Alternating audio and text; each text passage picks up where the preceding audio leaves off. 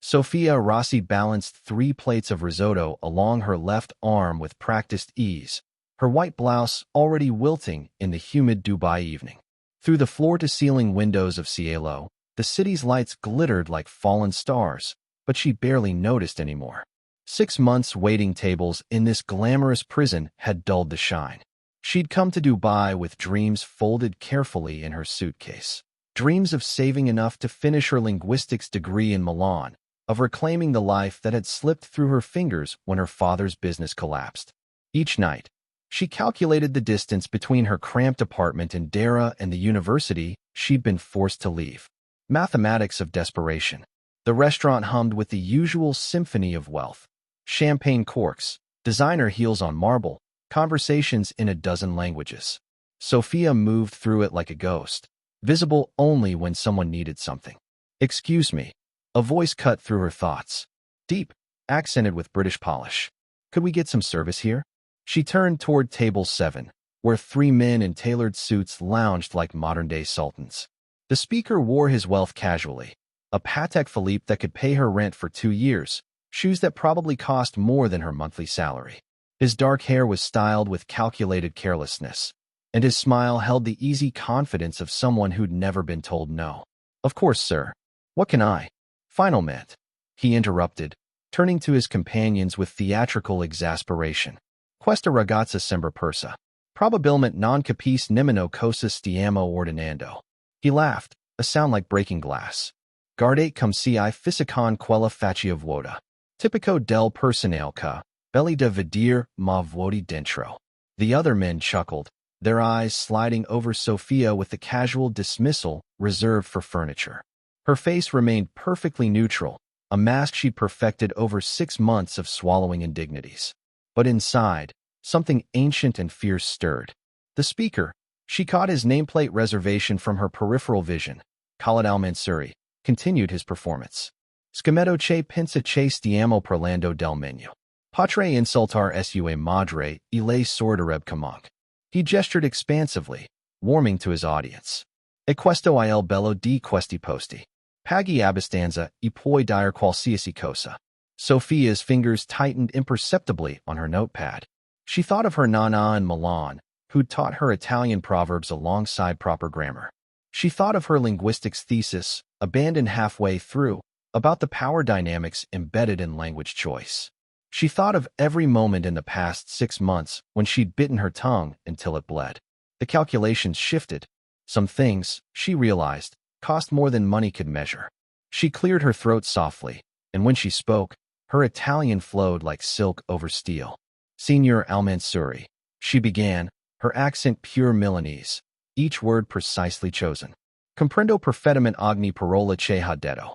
The table froze. Khalid's smile faltered, confusion flickering across his features like a candle in wind. "And for your information," Sophia continued, switching to English as crisp as breaking ice, "I'm not empty-headed decoration. I'm a linguistics major who speaks 5 languages fluently. Would you like to insult me in another one, or shall we discuss the menu?" The silence that followed felt infinite. Sophia watched emotions cascade across Khalid al-Mansuri's face. Surprise, embarrassment, then something harder. His companions shifted uncomfortably, suddenly fascinated by the Dubai skyline. Khalid began, but Sophia wasn't finished. 6 months of swallowed pride had found its voice. "You said I was beautiful, but empty inside." Her voice remained steady, professional, though her heart hammered against her ribs. "That you could insult my mother, and I'd still smile. That money lets you say anything." She paused, letting each word land. "You're right about one thing. Money does buy a lot in Dubai, but it can't buy respect, and it certainly can't buy class." The maitre d', Marco, appeared at her elbow like an anxious shadow. "Sophia, perhaps we should." "No, Marco." She didn't break eye contact with Khalid. "I'm tired of perhaps. I'm tired of smiling through disrespect because someone's credit card has more zeros than my bank account." Khalid's jaw tightened. For a moment, she saw something flicker behind his eyes. Was it shame? But then his face hardened into the mask of entitlement she recognized. "Do you know who I am?" "A man who thinks his wallet makes him better than other people," Sophia replied. A man who's probably never been called out because everyone around him is too afraid or too paid off to tell him the truth. The restaurant had gone quiet. Other diners pretended not to watch while hanging on every word. Sophia could feel her career evaporating with each sentence, but liberation tasted sweeter than fear. I've worked here for 6 months, she continued, her voice dropping but losing none of its intensity. I've served billionaires, royalty, celebrities. You know what I've learned? Wealth doesn't correlate with worth. Some of the richest people who've sat at these tables have been the kindest. They say please and thank you. They see the servers as human beings. And some, she gestured toward him, use their money as permission to be cruel. Khalid stood abruptly, his chair scraping against marble. He was taller than she'd expected, imposing. You've just made a very expensive mistake. Probably, Sophia agreed. But at least I'll sleep tonight. Marco touched her arm. My office. Now.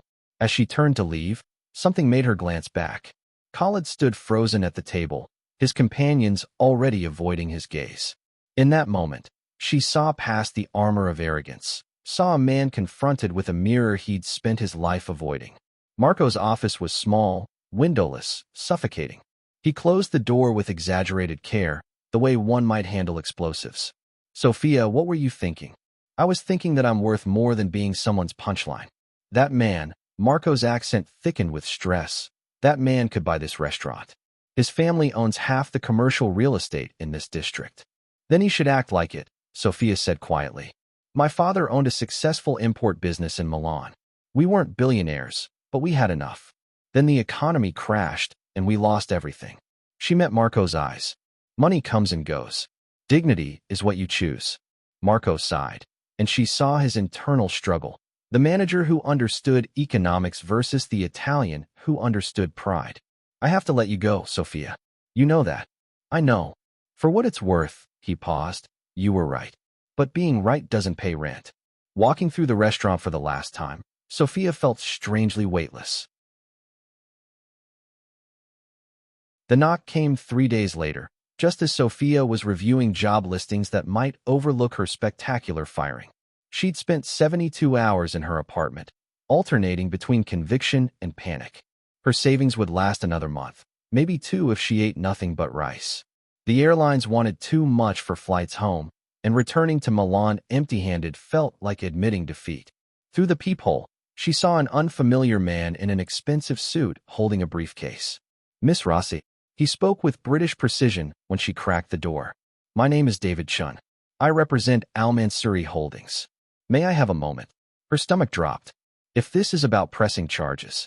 No, nothing like that. His smile was genuine. Quite the opposite, actually. May I come in? Sophia's apartment was barely large enough to turn around in, a stark contrast to the gleaming conference rooms where this man probably spent his days. He perched carefully on her second-hand chair while she remained standing, defensive. Mr. Al Mansuri has asked me to extend his apologies, Chin began, opening his briefcase. What happened the other evening was enlightening for him. Enlightening, Sophia repeated flatly. He's been doing some reflecting. His exact words were that he'd been living in a bubble of yes men and enablers. Chin pulled out a folder. He wants to make amends. I don't need his money, Sophia said immediately. It's not money. Well, not exactly. Chin's expression warmed with something like admiration. He was impressed by your language skills and your courage.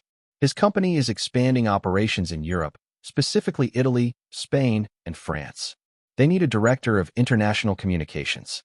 Someone who understands both language and cross-cultural dynamics. Sophia stared at him. You're joking. The salary is competitive. Housing allowance included. And, he paused significantly. The position would be based primarily in Milan, with travel throughout Europe and occasional visits to Dubai. Milan. Her university. Home. This is guilt, Sophia said, but her voice wavered. Perhaps, Chin acknowledged. Does that make it less valuable? Mr. Al Mansuri is offering you an opportunity to use your education professionally. Yes, it's born from an uncomfortable moment. But isn't growth supposed to come from discomfort?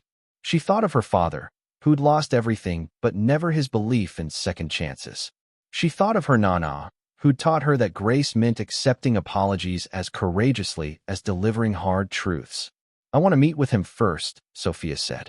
If I'm going to work for his company, I need to know this isn't just expensive guilt management.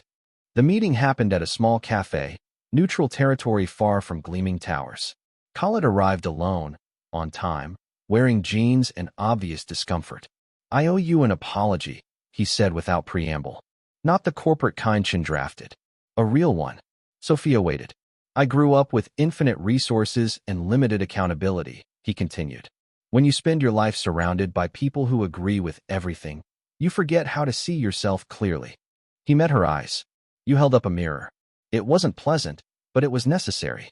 "Why the job offer?" Sophia asked. "Guilty conscience." "Partially," he admitted.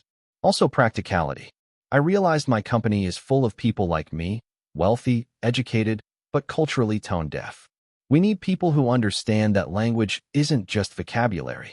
It's respect, context, power dynamics." A slight smile. "We need someone willing to call us out when we're being idiots." Sophia sipped her coffee, considering. "If I take this position, I won't be a yes woman. That's exactly why I'm offering it." 3 months later, Sophia stood in her old university in Milan. Enrollment papers for her final semester spread before her. The morning light through ancient windows painted everything gold. Her phone buzzed, a message from her new team in Dubai about the upcoming Spanish market launch. She'd finished her thesis on linguistic power dynamics, drawing heavily on her experiences.